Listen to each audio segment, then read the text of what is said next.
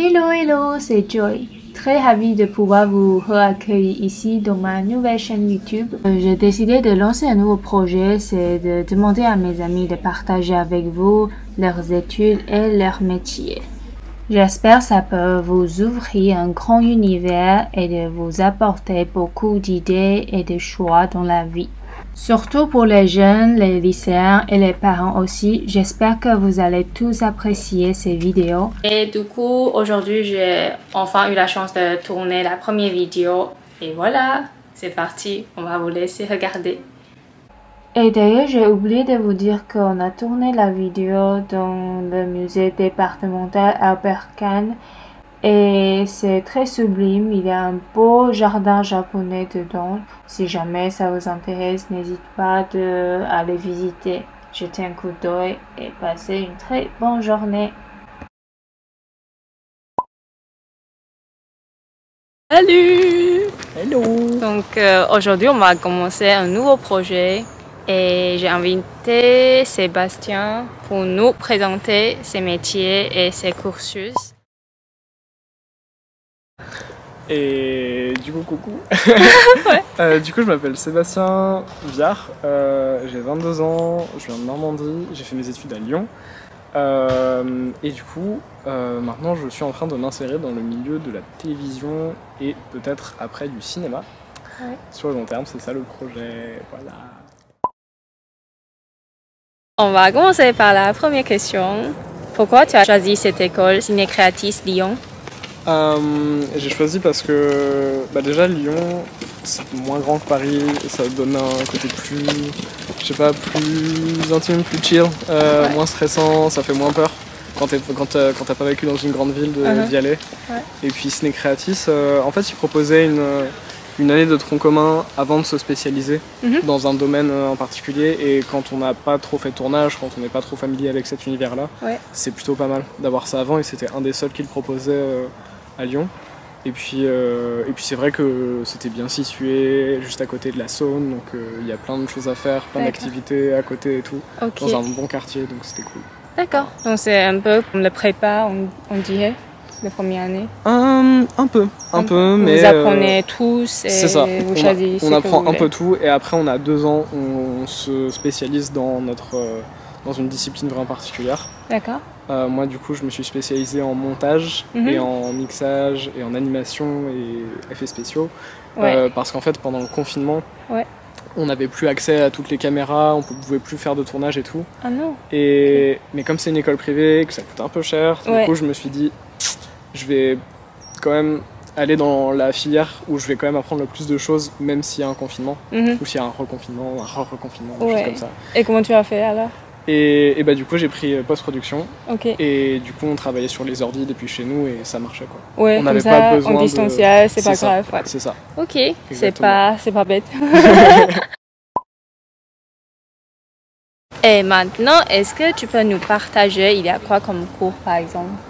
Alors il y avait des cours d'histoire du cinéma, pour apprendre d'où ça vient, il y avait des cours d'analyse, pour comprendre le langage du cinéma. Oui, langage du cinéma. Il y avait des cours de scénario, de montage, de lumière, d'image, de cadrage, de direction d'acteur. Ça c'était un peu le défouloir où nous-mêmes on jouait un peu la comédie des fois pour comprendre en fait ce à quoi un acteur il est confronté quand il se retrouve derrière une caméra, et pour mieux le diriger après. Qu'est-ce qu'on faisait d'autre? Du montage évidemment, du son, du mixage, de l'animation, de l'étalonnage, donc ça c'est tout le travail autour de la couleur. Je sais pas si j'oublie un truc. Je crois que c'est à peu près tout. On avait aussi des cours de mise en scène, mais globalement en fait de production aussi. Ça j'aime pas trop, c'est tout ce qui est les papiers, l'administration, comment trouver l'argent pour financer un film. Moi c'est pas des choses qui me passionnent.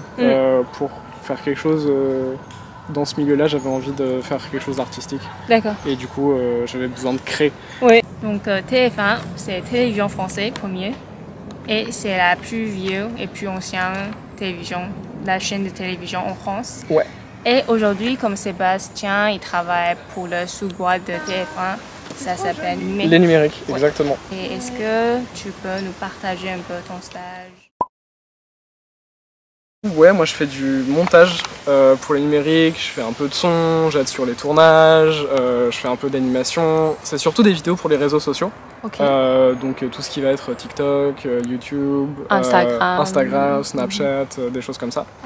Et c'est vraiment passionnant parce que on est toujours avec des... En fait on fait des reviews de produits technologiques. Ouais, par exemple, aujourd'hui. Cet appareil photo, le nouveau Fujifilm X-H2, voilà, qu'on m'a prêté pour que je puisse le tester.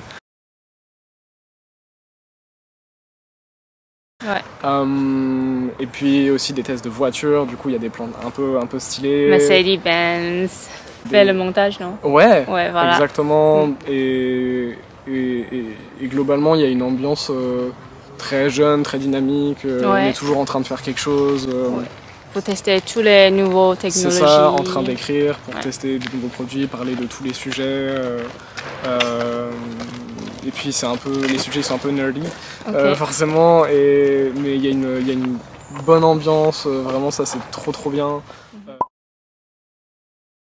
Pour ces produits, par exemple? Alors, en fait... Il y a quelqu'un qui va acheter ou... Non, il nous les prête, en fait. C'est le fabricant. Donc ça, c'est Fujifilm France qui nous a prêté. Et donc, ça, je le rends dans 2 jours. Et c'est pareil pour la majorité des produits. Généralement, sauf s'ils le réclament pas. Et s'il le réclame pas, soit on le garde et on le fait gagner, on fait une espèce de grosse kermesse de fin d'année et on le fait gagner à des employés, soit on fait des sondages, on fait des petits quiz et on le fait gagner aux gens de la communauté et tout. Et dans ton équipe, il y a surtout des gens qui travaillent ou il y a des personnes qui sont assez âgées? Alors je suis le plus jeune, mais il y a... la majorité des gens, ils ont... entre 25 et 35 ans quoi.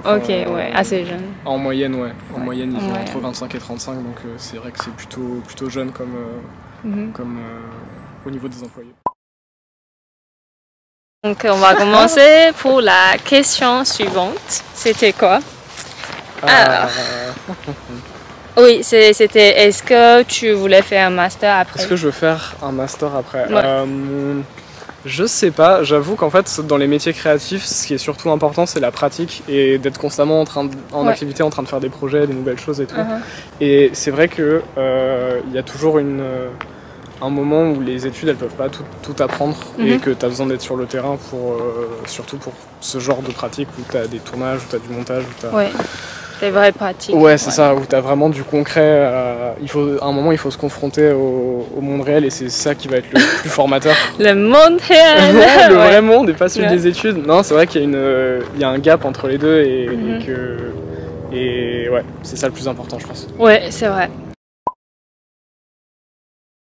Est-ce que tu as des projets personnels? Oui, j'ai des projets personnels. En parallèle de mes stages et de mes études, en fait, comme il y a eu les Covid et les confinements, j'ai eu pas mal de courts-métrages qui ont dû être annulés avec mon école. Et du coup, ce que j'ai fait, c'est que je me suis dit, vas-y, je vais faire mes propres courts-métrages de mon côté, qui seront pas annulés.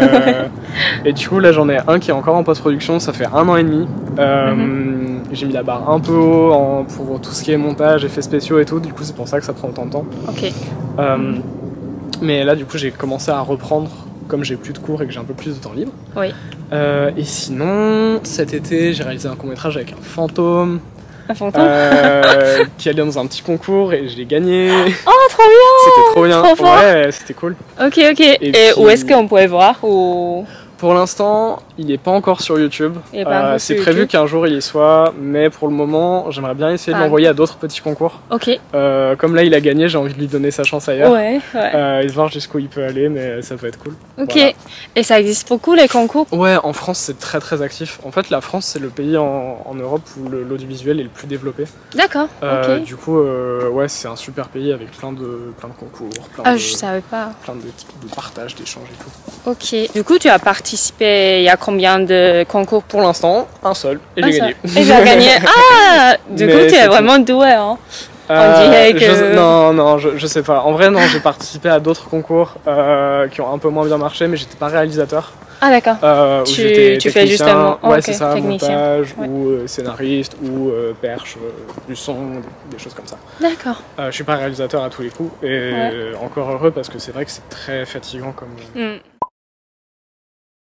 Et pourquoi tu as choisi ce métier, cette carrière? Parce que je pense qu'on n'a qu'une vie et qu'en vrai si on a l'opportunité de faire ce qu'on a envie de faire, c'est important de l'apprendre, de pas se laisser genre guider par une pression sociale ou je sais pas quoi, et c'est ok de se dire ouais, je sais pas, moi j'avais envie de raconter des histoires, du coup je me suis dit vas-y, je vais raconter des histoires.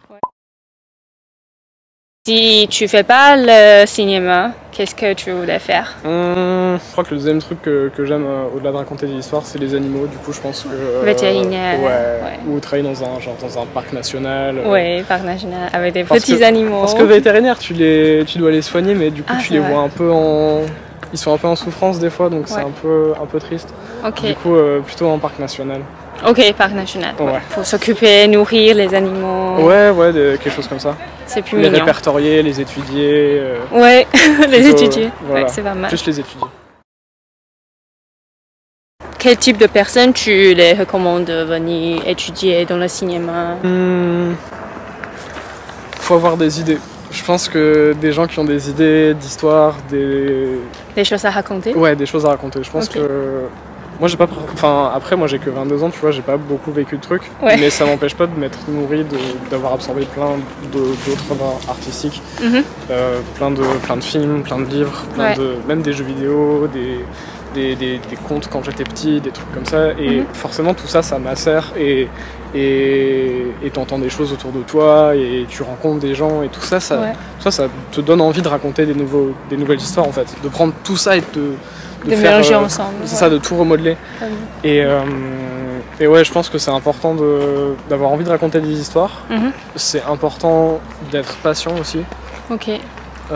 C'est important d'avoir un bon contact humain. Est-ce que tu peux nous raconter 3 avantages de ce métier? Ouais, en fait, un premier avantage, c'est que généralement, t'es pas arrivé là par hasard et tu fais ça parce que t'as envie de le faire. Et c'est vrai que faire un métier qui te plaît, c'est tellement important dans la vie de tous les jours que... Enfin voilà, c'est cool. Et autre chose, tu t'ennuies jamais parce que tu vas d'un projet à l'autre en fait. Tu fais jamais tout le temps le même projet. Sauf quand tu es sur une série que ça dure longtemps ou des choses comme ça, mais généralement dans ta vie professionnelle tu vas aller à droite, à gauche et puis c'est cool. Et puis autre chose, c'est que tu es amené à rencontrer des gens, à vivre des nouvelles expériences constamment et voilà, ça c'est vrai que c'est trop bien. Et est-ce qu'il y a des mots que tu voulais dire aux jeunes, aux lycéens? Une citation par exemple. De fou. Alors, j'ai pas de citation en tête, j'ai une très mauvaise mémoire. Je pourrais pas t'en sortir comme ça, mais en vrai, c'est un conseil qu'il y a beaucoup de cinéastes qui donnent, juste se lancer en fait. C'est super important, c'est bien d'avoir des idées.